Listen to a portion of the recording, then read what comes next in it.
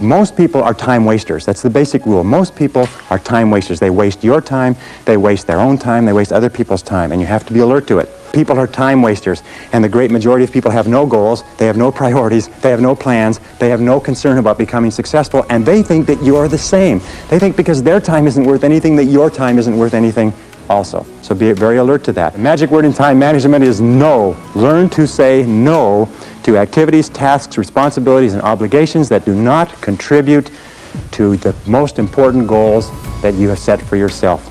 80-90% of unhappiness in our society today is because people don't have goals. Whenever you meet an unhappy person, here's a test question. Just say, well, you're unhappy about this in your job and your family and your health and everything else, but tell me, what are your goals? Do you know what people will say? Geez, what kind of a question is that? Most people have no goals.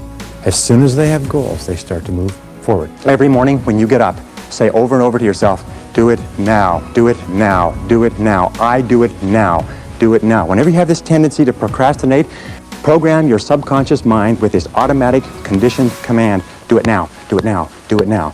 The key to overcoming procrastination is to develop a sense of urgency. Be the kind of person who gets things done quickly. Be the kind of person who launches fast on a task. Once you've launched towards your goal, never consider the possibility of failure.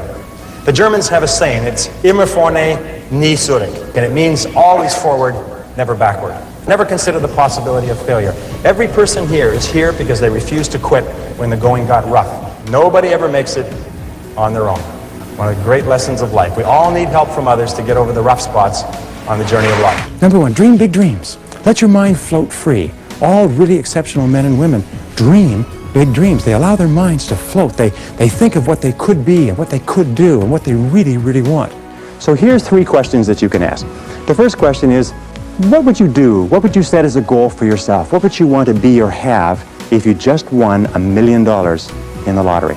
What would you do if you just won $1 million? If you had all the time and money, you're completely free to decide to do anything you wanted. If you won $1 million, what would you do differently? Think about that. Hold that in your mind. The second question is, what would you do if you just learned today that you only had 6 months to live? What if you only had 6 months to live? What would you stop doing? What would you do more of? Who would you spend time with? Now, the answer to that question is very interesting because what it tells you is what you really value. What is really important to you? Now, here's the third question.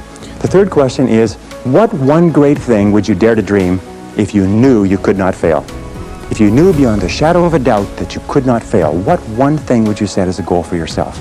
Because sometimes answering that question will tell you the one thing that you've been put on this earth to accomplish.